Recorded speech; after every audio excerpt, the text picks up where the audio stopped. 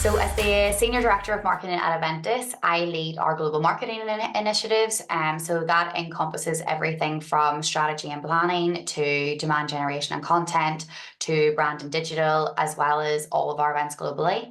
And a little bit about Eventus. So Eventus is a global provider of multi-asset class trade surveillance and market risk solutions for tier one banks, broker dealers, FCMs, regulators, and exchanges. So my role in the company really is to develop and implement comprehensive marketing strategies and plans that align with our business goals and objectives and ultimately to drive revenue. So Eventus has had to make a few strategic pivots to really meet the market where it's at. So from a marketing perspective, we really had to sit down and take stock of what was really generating the best return for us, and then also identify what wasn't performing for us. So we've really had to lean in to what's working and then take a step back from what wasn't. You know, we are very lucky that we're a small team, so we are able to be agile and make those changes quickly. And then from a product perspective, you know, we've enhanced our Validus platform to ensure scalability and responsiveness to dynamic market conditions and regulatory changes. You know, the adaptability has been crucial in supporting our clients' needs for solutions that are both efficient and effective. And our focus has really been on developing solutions that not only meet current needs, but are also future-proof. So really ensuring that we're keeping up with rapid and complex market changes as well.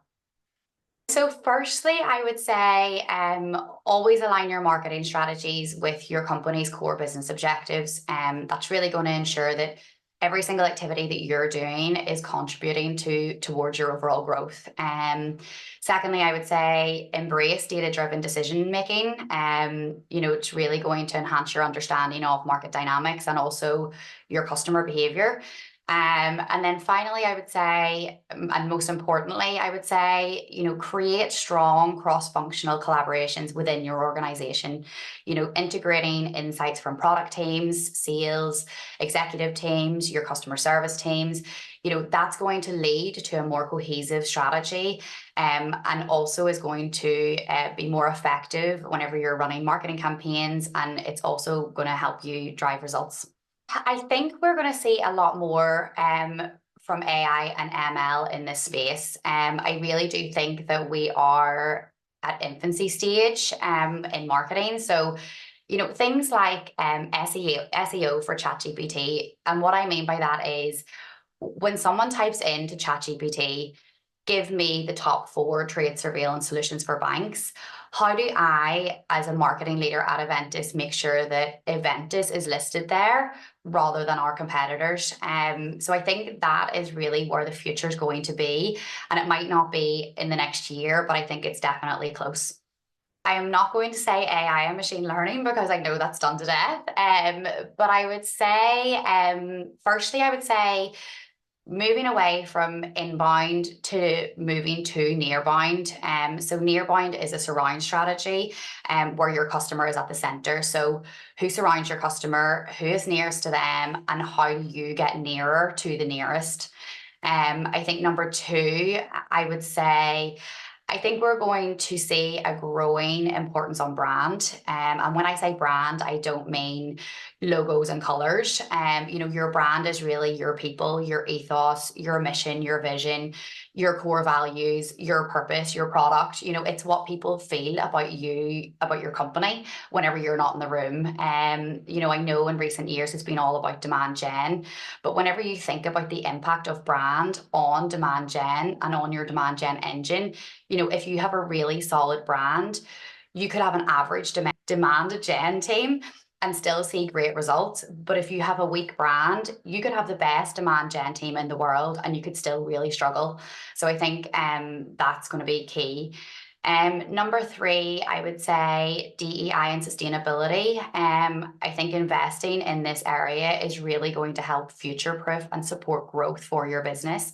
I read a stat the other day and it was 71% of employees say that societal impact is either a strong expectation or a deal breaker whenever considering a job. And that only falls 12 points now behind career advancement opportunities. So that really shows how important that is for businesses. And then number 4 is something we actually covered at length at the conference a few weeks ago in London, and it's business to human and hyper personalization.